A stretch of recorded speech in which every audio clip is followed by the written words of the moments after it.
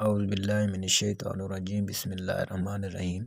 आज हमारा lecture number 11 chapter number 6 exercise number 6.1 के एमसीक्यूज़ के हवाले से होना है, जिसमें से पहला एमसीक्यूज़ है the set of points are equal distance from a fixed point.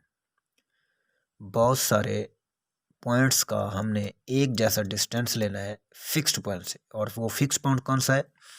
ये वाला, ये हमारा फिक्स्ड पॉइंट है। इस फिक्स पॉइंट से इन 360 पॉइंट्स का इक्वल डिस्टेंस जो है, उनको मिलाने से हमारे पास क्या हासिल होता है? एक सर्कल हासिल होता है। इस फिक्स पॉइंट का नाम क्या है?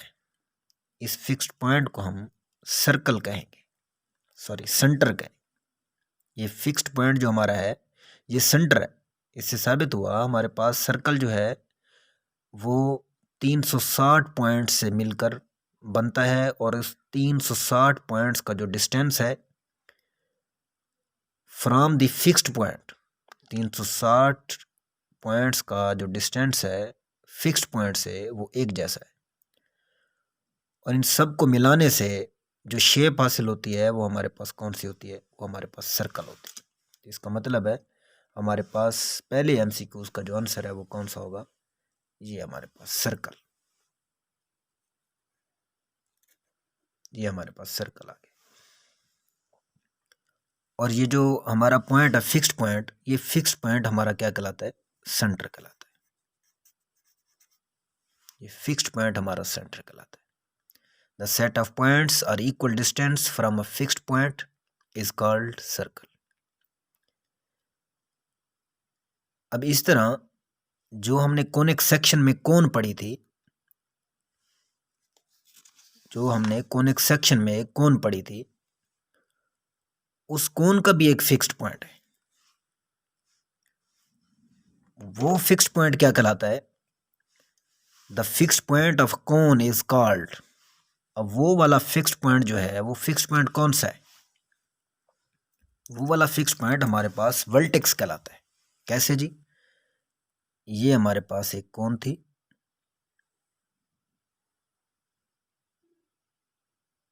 ये वाला जो पॉइंट है इसको हम एपेक्स भी कह सकते हैं, इसको हम वर्टेक्स भी कह सकते हैं। जिस तरह एक सर्कल का फिक्स्ड पॉइंट है, सिमिलरली ऐसे ये कोन का फिक्स्ड पॉइंट है। जो कोन का फिक्स्ड पॉइंट है वो हमारे पास क्या कहलाता है? वो हमारे पास एपेक्स कहलाएगा या हमारे पास वर्टेक्स कहलाएगा। इन दोनों में से कोई भी अगर एमसीक्यूज में आ जाए तो आप क्लिक कर सकते हैं। The fixed point of a cone is called centre, apex, vertex, both A B and C. तो हमारे पास कौन सा आएगा? बोथ बी एंड सी, ये वाला हमारे पास आंसर है।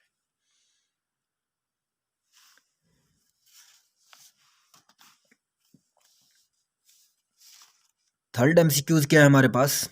अ figure generated by a straight line passing through a fixed point and revolving about a fixed line is called। Same वही शेप जो हमारी सेकंड एमसीक्यूज में थी, क्या थी? ये हमारे पास एक शेप है कोनिक सेक्शन की,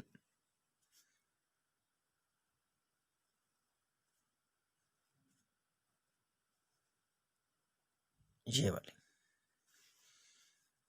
ये एक शेप बन गई हमारी। इस शेप में वो क्या कहता है? अ figure generated by a straight line passing through a fixed point.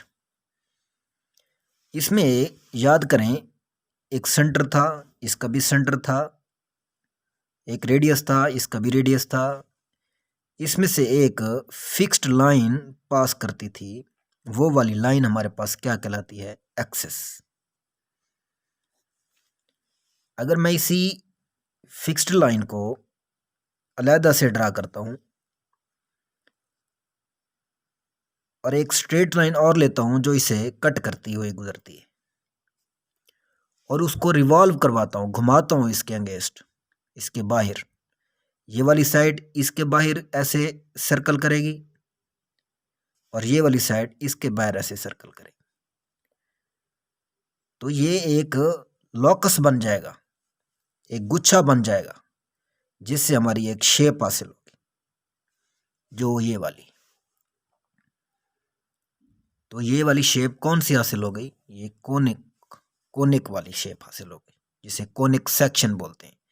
A figure generated by a straight line, ये एक स्ट्रेट लाइन है, ये वाली स्ट्रेट लाइन से कट करती है और जब रिवॉल्व करती है इसके अगेंस्ट, और ये जो रिवॉल्व करती है ये फिक्स्ड पॉइंट के अगेंस्ट रिवॉल्व करती है। इस फिक्स्ड पॉइंट के अगेंस्ट जब रिवॉल्व करेगी तो ऊपर वाले सेक्शन में भी हमारे पास सरकमफ्रेंस बनेगा, नीचे भी सरकमफ्रेंस बनेगा, और ये टोटल जो हमारी शेप है ये डबल नैब्ड राइट सर्कुलर कोन कहलाएगी, क्योंकि ये इन दोनों के दरमियान हमारे पास कौन सा एंगल बन रहा है? वो 90 डिग्री का बन रहा है। जब डबल नैब्ड राइट सर्कुलर कोन हमारे पास जनरेट हो जाएगी तो वो हमारे पास कोनिक सेक्शन की टाइप है, वो एक किस्म का कोनिक सेक्शन ही है, तो हम उसको कोनिक कहेंगे। ये हमारे पास कोनिक हासिल होगी जब एक स्ट्रेट लाइन फिक्स पॉइंट के अगेंस्ट रिवॉल्व करती है, तो अपर वाली साइड पे भी वो एक सरकमफ्रेंस बनाती है और लोअर वाली साइड पे भी वो एक सरकमफ्रेंस बनाती है। तो ये जो वाली साइड है, ये टोटल हमारी जो शेप है ये कोनिक सेक्शन का हिस्सा है, पार्ट है। तो हम कह सकते हैं कि ये जो वाली फिगर जनरेट होती है, ये कौन सी फिगर है? वो कोनिक की है जी। चौथा एमसीक्यूज हमारे पास क्या है? The centre of circle of standard form. अब हमारे पास स्टैंडर्ड फॉर्म कौन सी है सर्कल की? हमारे पास ये है x माइनस एच का square plus y minus k का square is equal to r का स्क्वायर। अब इसमें एक और मरूदी भी वो पूछ सकता है, ये वाला दे के वो पूछ सकता है और what is this, what is r। इसमें r क्या कहलाता है? रेडियस कहलाता है। तो इसमें वो पूछ रहा है कि ये वाली स्टैंडर्ड फॉर्म है, इस स्टैंडर्ड फॉर्म में उसका सेंटर कौन सा है? तो सेंटर हम जानते हैं कि इसका जो सेंटर है वो h वो k है। तो हमारे पास कौन सा है? ये वाला h। वो इसकी जनरल फॉर्म भी पूछ सकता है, वो जनरल फॉर्म का सेंटर भी पूछ सकता है। जिस तरह हमारे पास जनरल फॉर्म है x square plus y square plus 2gx plus 2fy plus c is equal to 0।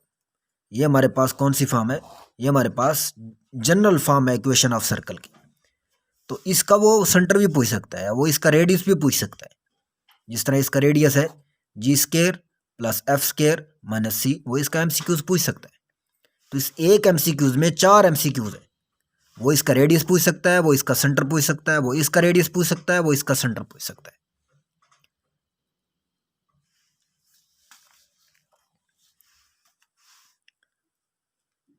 पांचवी मरूजी है हमारे पास, if the radius of circle is 0 then the circle is called. अब सर्कल जो है उसका रेडियस स्टैंडर्ड फॉर्म का भी है, वो जनरल फॉर्म का भी है। अब यहां पर कौन सी हमारी फॉर्म लगेगी? स्टैंडर्ड फॉर्म लगेगी या जनरल फॉर्म लगेगी? अब इसमें उसने जस्ट रेडियस की बात की है, रेडियस 0 हो, x square plus y square plus 2gx plus 2fy plus c is equal to 0। इसका तो रेडियस ऑलरेडी हमारे पास है ही 0। तो आपके पास ये वाली स्टैंडर्ड फॉर्म, ये वाली जो जनरल फॉर्म है ये नहीं लगाएंगे आप। जब वो ये वाला क्वेश्चन पूछेगा तो आप स्टैंडर्ड फॉर्म लगाएंगे, और आपके पास स्टैंडर्ड फॉर्म कौन सी है? x माइनस एच का square plus y minus k का square is equal to r का स्क्वायर। ये जनरल फॉर्म है। ये अब आपकी स्टैंडर्ड फॉर्म है। अगर इस स्टैंडर्ड फॉर्म में आप रेडियस 0 के बराबर दर्ज करते हो, पुट करते हो, तो आपके पास क्या हासिल होगा? चले जी कर देते हैं, x माइनस एच का square plus y minus k का स्क्वायर इज इक्वल टू 0। तो इस इक्वेशन को आप क्या कहेंगे? x माइनस एच का स्क्वायर, ये थोड़ा नजर नहीं आ रहा, x माइनस एच का square plus y minus k का स्क्वायर इज इक्वल टू 0।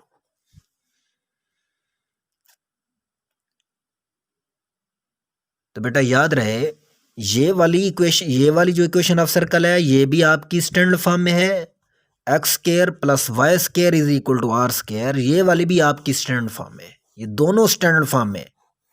इसमें और इसमें फ़र्क क्या है? इसमें और इसमें फ़र्क ये है कि ये वाली जो आपकी स्टैंडर्ड फॉर्म में है, ये वाली स्टैंडर्ड फॉर्म ये आपकी ओरिजिन पर लाई नहीं करती, लेकिन ये ओरिजिन पर लाई कर रही है, क्योंकि जो ओरिजिन पर लाई करती है उसका जो सेंटर है वो जीरो है, एच भी जीरो, के भी जीरो, तो आपके पास ये हासिल हो गई। और ये वाला जो क्वेश्चन है ये इस स्टैंडर्ड फॉर्म की बात कर रहा है, जब ये वाली स्टैंडर्ड फॉर्म आपकी ओरिजिन पर लाई करती है। तो जब भी ये आपका एमसीक्यूज आ जाए तो आप ये जहन में रखें, ये आपकी उस क्वेश्चन, उस इक्वेशन ऑफ सर्कल की बात कर रहा है जो आपकी इक्वेशन ऑफ सर्कल ओरिजिन पर एग्जिस्ट कर रही है। जब वो ओरिजिन पर एग्जिस्ट करेगी तो इसका मतलब है सेंटर भी जीरो, और इसी जनरल इसी इक्वेशन ऑफ सर्कल में आपने रेडियस दर्ज करना है 0, और वो कौन सा है? X square plus y square is equal to 0। अब आप पढ़ सकते हैं आसानी से, if the radius of the circle is 0 then the circle is called point circle. तो ये वाली जो इक्वेशन है ये पॉइंट सर्कल की, ये भी स्टैंडर्ड फॉर्म, ये भी स्टैंडर्ड फॉर्म। ये आप इसमें और इसमें क्या फ़र्क है? ये स्टैंडर्ड फॉर्म और स्टैंडर्ड फॉर्म में क्या फ़र्क है? ये वाली स्टैंडर्ड फॉर्म आपकी ओरिजिन पर लाई करती है और ये ओरिजिन पर लाई नहीं करती। याद रहे, पॉइंट सर्कल के लिए ये ज़रूरी है कि वो इक्वेशन ऑफ सर्कल आपकी ओरिजिन पर लाई कर रही हो। अगर वो ओरिजिन पर लाई नहीं करती, आपने रेडियस 0 के बराबर दर्ज कर दिया, पुट कर दिया, तो बेटा वो आपका पॉइंट सर्कल नहीं होगा, क्योंकि ये वाली इक्वेशन आपकी ओरिजिनल पर लाई नहीं कर रही। Question number 6, conics are the curves. Absolutely, ये मैंने पहले ही कहा था आपको कि कोनिक्स जो भी हैं वो कर्व्स हैं, कर्व्स से शेप्स बनती हैं। तो कर्व्स से हम हासिल कर सकते हैं, obtained by cutting a right circle cone by a, तो ये एक हमारे पास कौन थी, ये वाली कौन है हमारे पास, कॉनिक सेक्शन है। तो एक प्लेन भी हमने ली थी, the intersection of plane and double napped right circle cone is called cone, is called conic section. जब एक प्लेन एक double napped right circle cone को कट करती है तो जो हमारे पास कर्व्स हासिल होती हैं, जो हमारे पास कोनिक्स हासिल होती हैं, वो हमारे पास कॉनिक सेक्शन है। तो कॉनिक सेक्शन तभी हासिल होंगी जब इसको एक प्लेन कट करेगी। तो वो यही पूछ रहा है कि वो किस चीज के साथ कटिंग की जा रही है। Conics are curves obtained, curves तो हासिल हो रही हैं, लेकिन वो कटिंग किस चीज से कर रहा है? वो double napped right circle cone को किस चीज से कर रहा है कट? तो एब्सोल्युटली हमारे पास ये प्लेन आएगा, कि प्लेन ही double napped right circle cone को जब कट करेगी तो हमारे पास कर्व्स हासिल होंगी, उन कर्व्स को हम कॉनिक सेक्शन कहते हैं। जी 6.1 की लास्ट स्टेज पर हम पहुंच गए, जिसका लास्ट ये एमसीक्यू है। If a plane cutting a कोन, अगर यही हमारी प्लेन इस कोन को परपेंडिकुलर कट करती है, इस तरह ये परपेंडिकुलर सिंगल नैप्ड पे, तो तब हमारे पास जो शेप हासिल होती है, जो हमारे पास कर्व हासिल होती है, वो कर्व, वो कोनिक, वो हमारे पास सर्कल कहलाती है। If a plane cutting a cone as a perpendicular then a shape figure generated called circle. Important MCQs थे ये वाले 7 के 7, 6.1 के 7 MCQs ये कंप्लीट हो गए और इंशाल्लाह इन्हीं में से ही आपकी टोटल MCQs बनेंगे जो आपको आज पढ़ा दिए गए। अल्लाह हाफिज़, अस्सलाम वालेकुम।